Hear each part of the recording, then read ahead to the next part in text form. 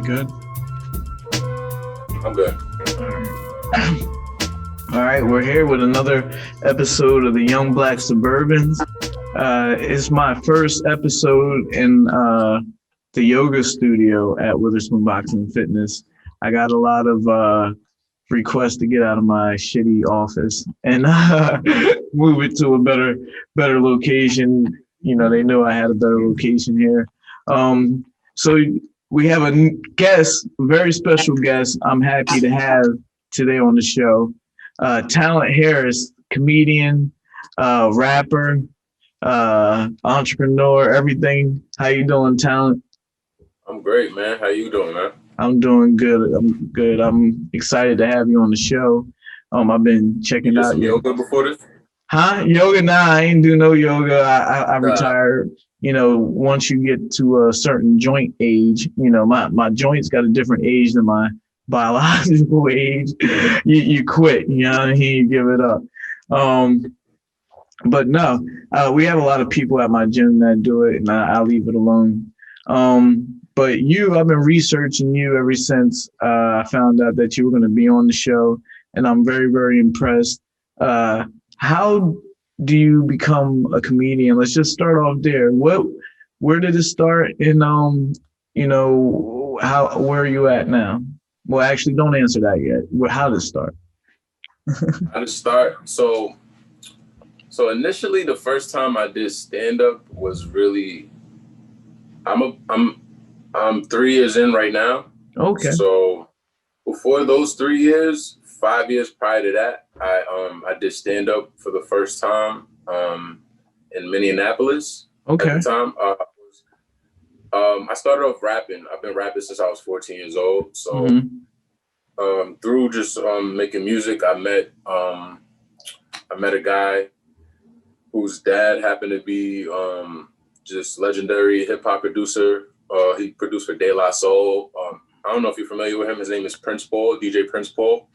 Yeah, so, DJ Prince Paul from what's the That's your Sonic and De La Soul. Oh, okay, never mind. I was all the way off. Cool. It's very old school. Yeah, well, I listened to a few of your tracks, and our mutual friend Jordan, who produces my podcast, he confirmed that was you rapping, because you have a couple of different looks. You had dreads at one point. I was watching your stand up with the dreads. I was watching you rap with dreads. And now you look like, you cut your dreads off. You know what I mean? Clean cut. Yeah, clean cut. But I was very impressed, because that's my style of music that I like, that hip hop that has that, the Jay Dilla kind of feel, the jazz. I grew up on like the Roots and Talib Kweli and Mos Def, and you definitely got that vibe. So we're gonna talk a little bit more about your your music career, but the comedy is really what stands in the forefront. And what you're doing right now, I see you on Instagram, doing your thing, putting out skits. You got a little squad with you and stuff like that. Where are you from? I'm originally from Long Island, New York. Okay. And you shoot most of your skits there in Long Island? Oh no, I don't. I haven't lived in Long Island for years, but okay. I'm sorry. Right now, I'm currently in Bushwick. Okay. Yeah, we shoot mostly everything is like we shoot at my place most of the time. As of like lately, we all just link up here. It's like got a real creative household. All my roommates, they artists, right? Music, physical art, stuff like that. Right. But yeah, I had to finish telling you how I started doing comedy. My bad, man. I do these every 2 weeks, so it takes me a little bit of time to warm up and get into my interviewer zone. It's all good. Go ahead. How did it all start? But yeah, so I started off doing rapping or whatever. I ended up making an album with my friend and his dad, DJ Prince Paul. My friend who's actually happens to be Little Uzi Vert's DJ right now. He's living in Atlanta. Cool. So he was like the first person to ever send me beats. We've always been making music together. He eventually, like, when him and his dad started this album, the album was called Negroes on Ice. So it's kind of like a comedy hip hop album, where the whole the whole gist of it is pretty much him. He's telling this. He starts out, the intro is him telling this outrageous story to Chris Rock, talking to Chris Rock, and then he goes on to this wild story. Every so often in the story, it breaks off into a song. So I had an opportunity to be a part of that. I wrote a bunch of songs on there, performed a bunch of songs on there. He eventually got a budget to do a small tour where we did a couple shows in New York City. We went to Minneapolis, we went to Chicago, we went to San Francisco, and then we went to LA. So I got a chance to do that. And before we went on tour, my friend's dad, he knew that I was into that. At the time, I've always been doing like comedy and stuff like that. He heard that I was thinking about doing stand-up. So that would he was like asking me, "Oh, do I want to open up the show?" The show was pretty much like a one-man show. Like my friend, he'll come out, he'll tell the story. There's pictures behind him. Every so often, when my part comes in, I'll come in and rap. He asked me if I wanted to open the show, do 8 minutes of comedy. So this is my first time doing stand-up. I say 8 years ago. Wow. I did it. I did okay. You know, I did all right. I watched the tape back and it makes me cringe. After everything, every time I would get a laugh after every joke, I'd be like, "Yeah, yo, that's crazy." I just keep saying that. Yeah. That's crazy. Yeah, that's crazy. I'm just cringe. Like, all right. But I'm trying to relate to you on that part because I'll be on the podcast and I'll be like, and I look back on it and I'm like, but do you eventually work that out of your routine? Absolutely. That's just a big thing. You're just gonna pick it up as you record yourself, watch tape over, right? And you just slowly, you would get those fillers out of your act. Like, right. I still have them in my act, but of course it's a lot less amateur. Right. And I suppose that you actually have to, like, I don't know if you know, I'm a boxer, that's my trade. Our workout is sparring, we in there, we spar. That's how we, sharpen our skills and everything like that. Then we go to fight. How does a comedian spar or sharpen his skills and prepare themselves for the actual fight? Open mics, guest spots. That's pretty much right. You got to try to get up in as many. Well, when stuff was open, it was a different story. But yeah, when life was regular, it's just hitting up as many open mics as you can. Right.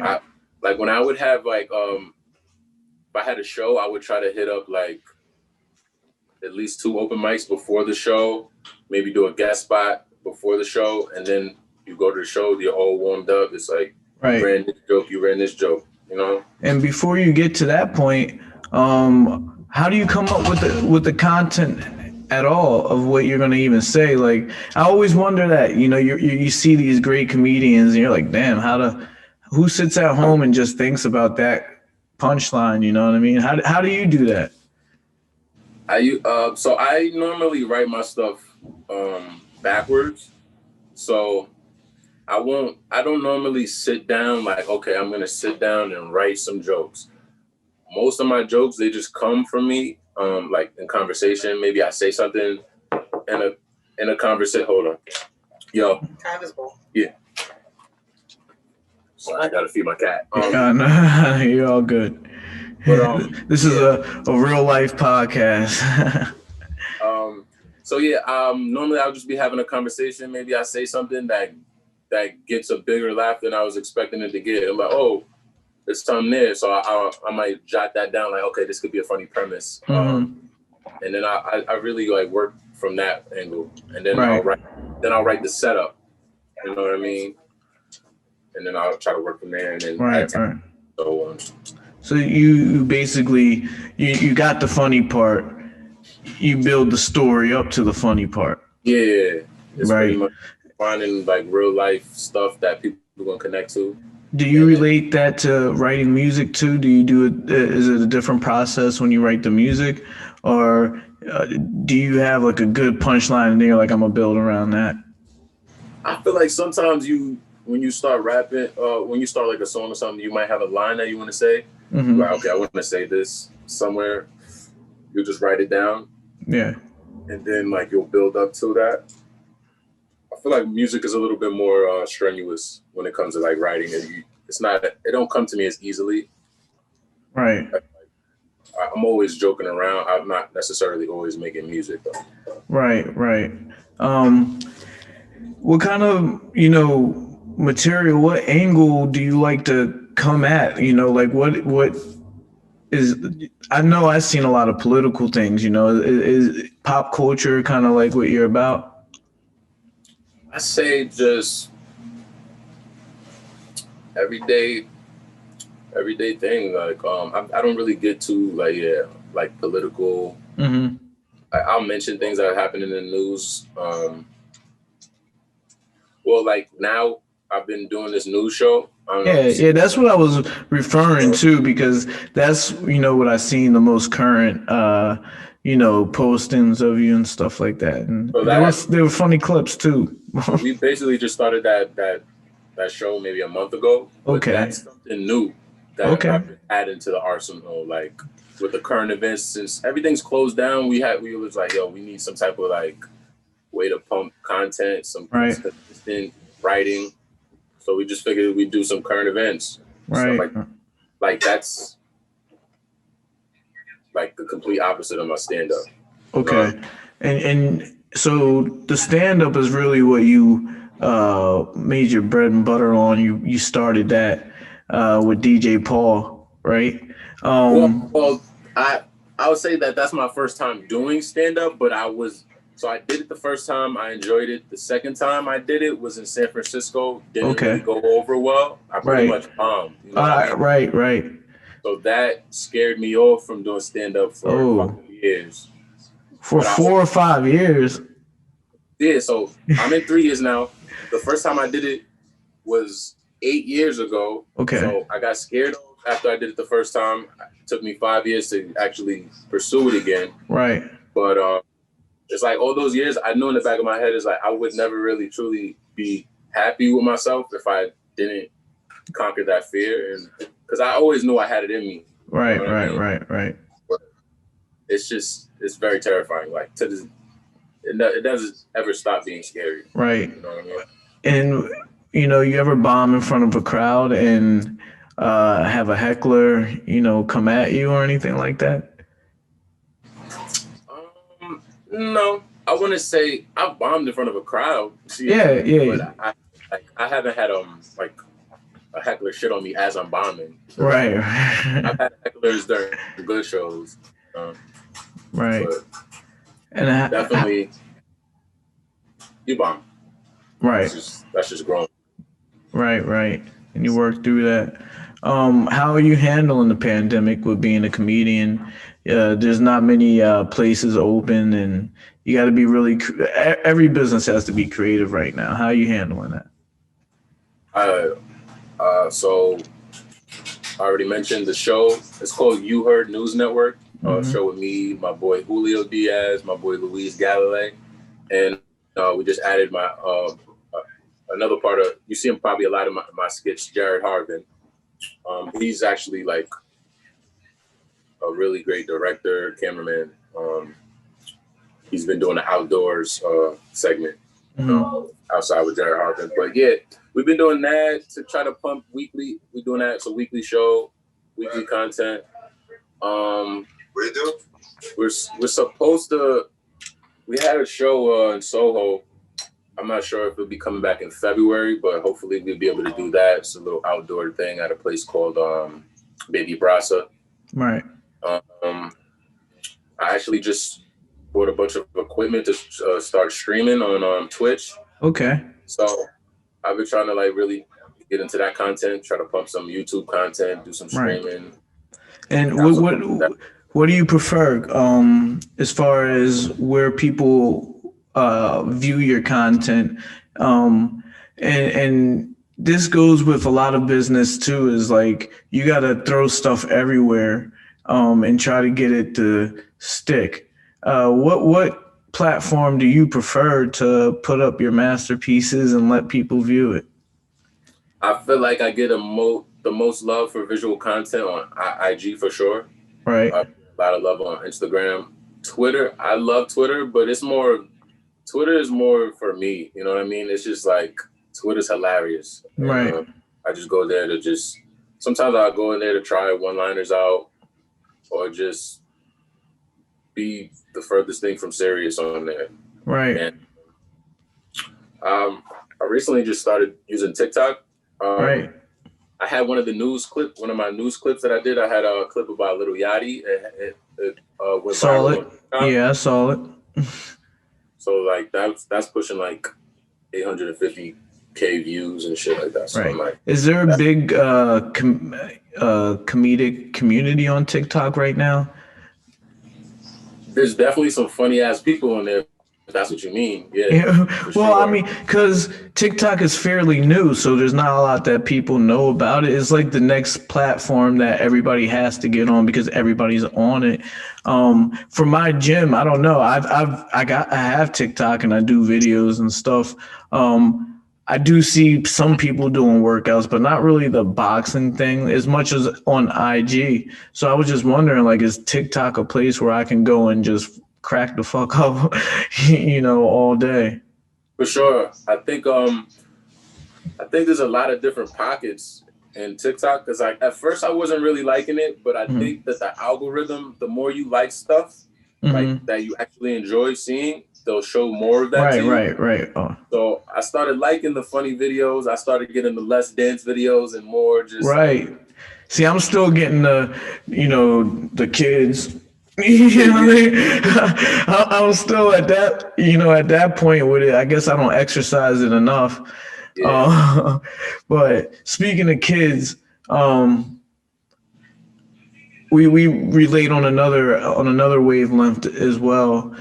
Because when I had to do my research with you, my research on you, I was like, damn, there's like 8 Talent Harrises out here, and they all fucking funny.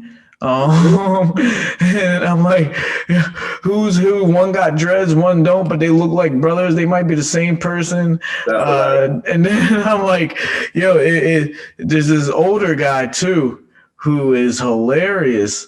And I'm like, yo, there can't be 2 Talent Harrises that do comedy. And then I come to find out that that's your father. Yeah. So the way that we relate is my father was a former professional fighter as well. So I followed in his footsteps. How was it for you growing up in a household? I don't know when you only been doing it 3 years. It seems like you probably been doing it your whole life. I don't know how long your father was doing it, but how was that growing up with a comedian in the house? So growing up, I actually grew up with my mom. Okay. Long Island, most of my life until I was about 14, and I went to go live with my dad. Okay. But it's always jokes. Like growing up with my dad, there's never a serious moment when I'm with my dad. It was always, I always couldn't wait to go hang out with him. Right. When he said he was gonna come, I'll call him 50 times if he ain't there on time. Right. So right. That was just fun. Yeah. And you incorporate some of your jokes. You incorporate him in. Yeah. I think I saw one where you were like, sometimes I just look at my dad, and he'll be like, "What are you doing?" And you'll be like, "I'm just trying to see if we're good." You know what I mean? Your hairline's good. Yeah, he's trying to make sure his hairline's good or something, right?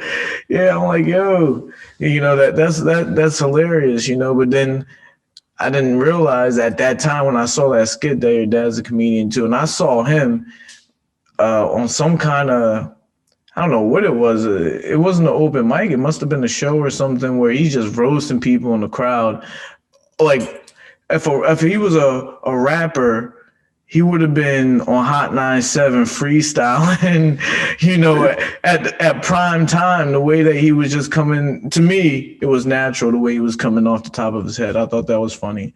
Were you funny? Huh? YouTube? Yeah. I was looking you up on YouTube. And your father came up. So that's how I saw most of your rap videos too, and you doing your thing there. But when you were living with your mom, were you busting jokes then? Were you a goofy kid then? I feel like I was always just like a class clown. Yeah. But I never picture also I never picture myself ever doing stand-up. People used to always ask me like, oh, you're gonna do comedy like your dad? And I used to just always look at stand-up comedy as something like, hell no. Like, especially watching my dad perform it and like at the high level that he does, I'm like, oh, I could never do that. You know what I mean? So I was just always just like shrug it off like, no, of course not. I'm not gonna do that. But naturally in my genes, it's just it's like almost you would have been doing it no matter what. Did you have any other aspirations in your life to do anything else besides being a Sammy Davis of our day? I mean, at one point I thought I was gonna go to the NFL. Oh yeah. I played ball. I don't think I ever thought I would be. So you were a typical young black suburban. I was playing football, then I went to a school that didn't have football, played basketball, Mm-hmm. I thought I was gonna be the next Joey Badass, Right. And that's another rapper to compare you to as well. Joey Badass. What do you think about people that find out that you're a comedian and try to be funny because you're a comedian, like I'm doing right now? Well, do you get that a lot? Like, do people around you like just try to be funny? I think the thing that I get the most when I tell people that I'm a comedian is they tell me that they be like, yo, tell me a joke. I'm like, that is like my pet peeve right there. I try to be polite about it and explain why it's just like, no. Yeah. It's just, it doesn't work outside the context of a stage. And, right. And the crowd and the Yeah. It's like, if I could compare it to me again, we both young black suburbans. Let me say that one more time. It's like I'll be in gym class and somebody be like, yo, let's slap box. I'm like, yo, bro. It don't work like that, I don't want. First of all, I don't want to have to air you out right now, but it's not proper protocol, and then you're not a monkey, you know what I mean? He didn't want you to perform on the spot. You know what I mean? What's up with that? Like, dance, boy. Like, damn.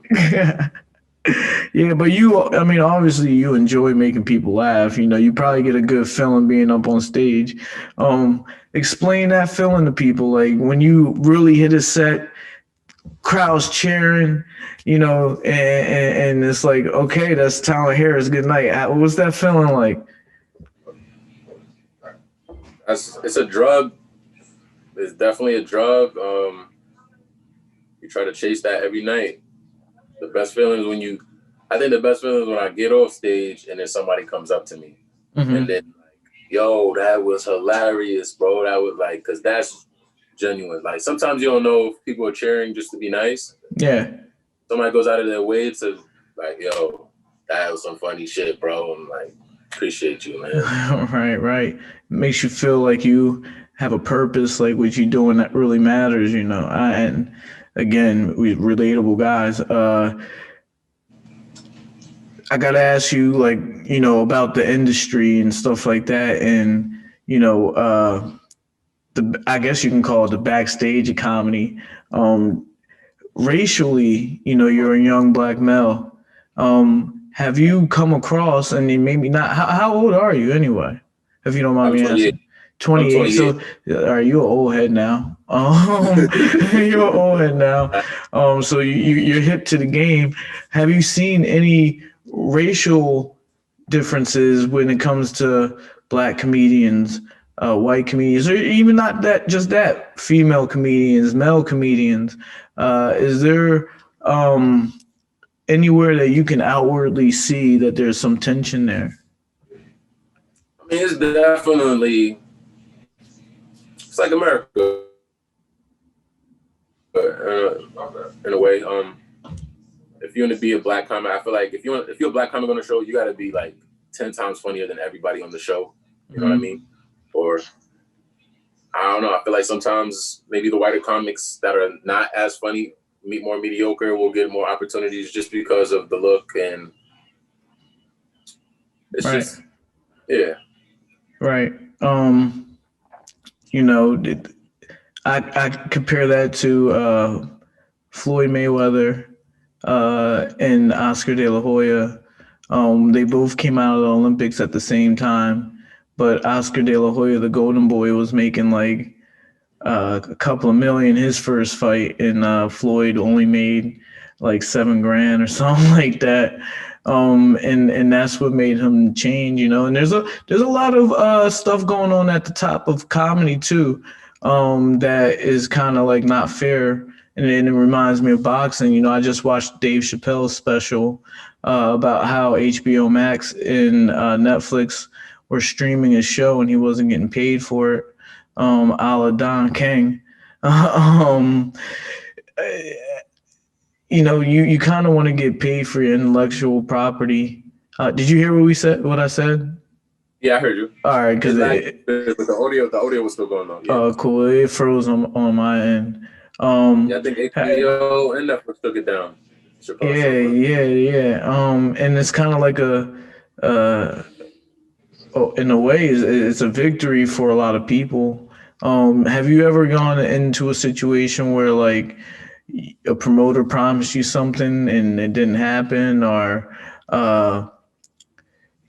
somebody stole a joke from you, something like that?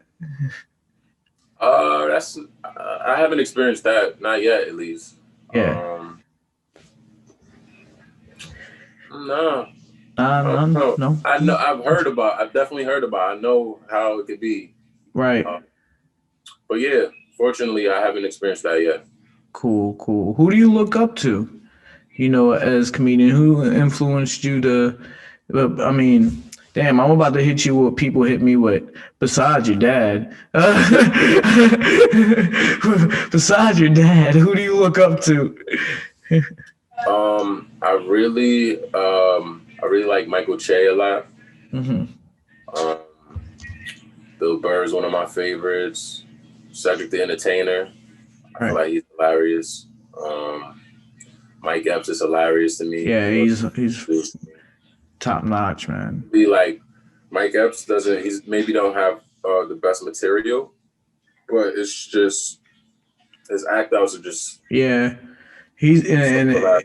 it's like some of the best comedy to me is comedy that you can relate to, that feels real. And Mike Epps is one of those comedians, like when he tells a story, I'm like, yo, that probably really happened to him.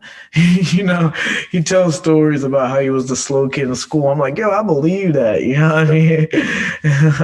So it makes me like, those are the kind of comedians that like I want to follow and watch and stuff like that. So what is, you know, we're in COVID right now.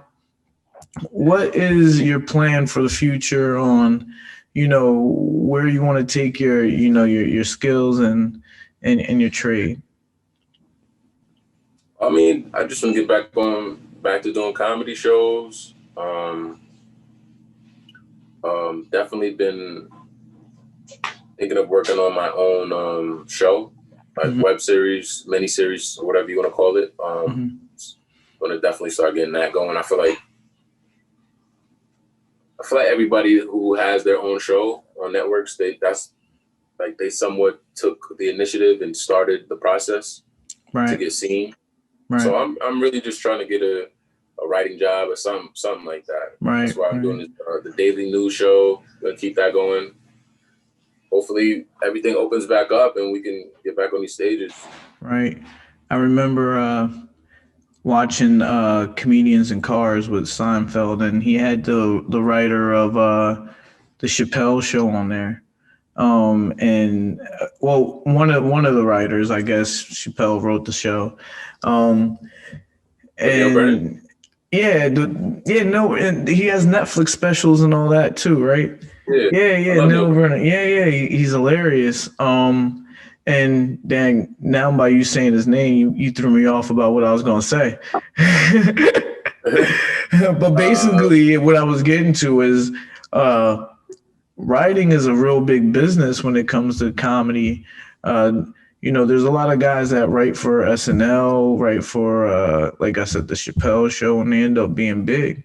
I hope that happens for you if that's what you inspire to do. How is Michael Che? Yeah, was doing my fault. Michael Che was doing stand-up. This is I be talking. Yo, this is your this is your show. I be talking. Yo. Cut me off whenever. I was just gonna say Michael Che was doing stand-up for like 4 years before he got like a writing job at SNL. Right. I was like, great. He's like the co-head writer of SNL. Right. Do you take like acting classes yet or anything? I have, not currently, but I definitely would like to continue that at some point. Right. Let's talk more about you and your squad, because we did talk a little bit about them earlier. But since we're talking about you writing and how these skits come about, let's dig a little bit deeper. And plus, that's also what people are really seeing on, your Instagram right now and stuff like that. So you're doing the news thing, and you have I've seen 2 other guys with you. On the news show. Well, there's three other guys now. Okay. But, Luis Galilei and Julio Diaz, and my boy Jared Harvin. Right. And tell people what the premise of the show is. So the You Heard News Network, it's pretty much I say inspired by Weekend Update a little bit, mostly from SNL. Weekend Update. We just run down current events in the news. We put our little satire spin on it. Right. We'll take something true and then we'll just we'll spin it for entertainment purposes, but just having fun with that. Everybody, we all write our own material. Right. And then when we perform it, we all give each other input on like what would be funnier. Like, oh, try this. Right. Very so collaborative. Yeah, like a little Wu-Tang kind of Wu-Tang clip. And what's the Instagram called? Well, I found it on your page. Yeah. We all posted on our Instagram, but we're on YouTube. If you just type in You Heard News Network, you'll find every episode on YouTube. We got a YouTube specifically for the show. Okay. And my roommates shoots it. Okay, cool. All in-house. Now, do you have any inspirations to go back into music, or are you still doing that? I'm still doing music. I'm actually I'm working on an album that I want to release in March. Okay. All right. And how, with doing both, how does that process happen? Do you just wake up one day and you're like, yo, today's a music day? Or you just sit on the toilet and be like, damn, that's a funny ass joke. I'm trying to figure out your brain process, because you're a little bit like what was his name that played both sports? Bo Jackson. Yeah, you Bo Jackson right now. Music, I kind of like take little hiatuses from music. I feel like I gotta be in the mood. Like right now, I feel like I'm in a real nice little groove with the music right now. So I've been working on stuff.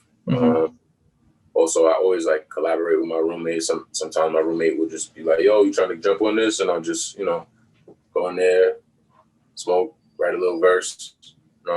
Right. But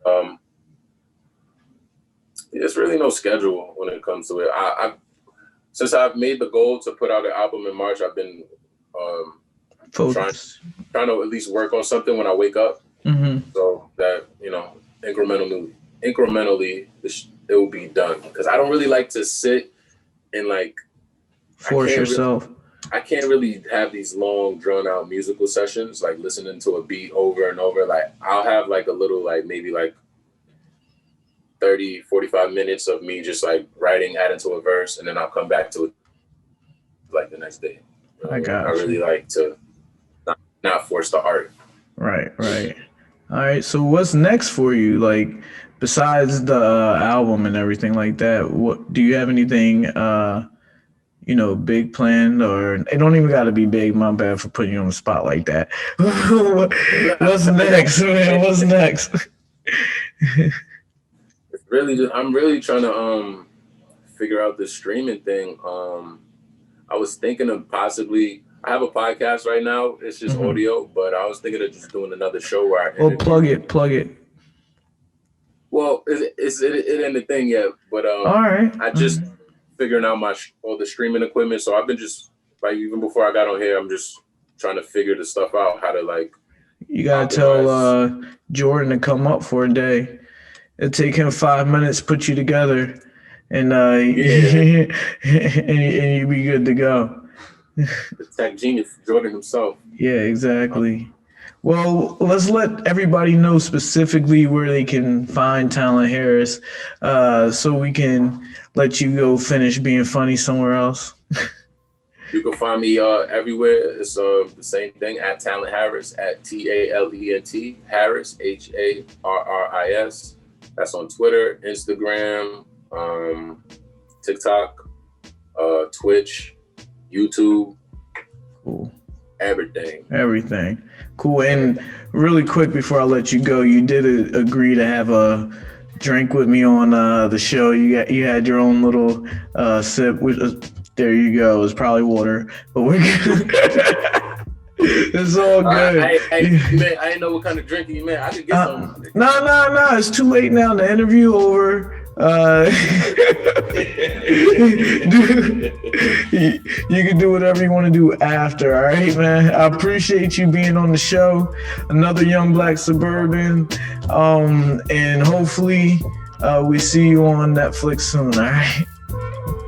Very soon, bro. I appreciate you, man. All right, no problem. I'll talk to you later.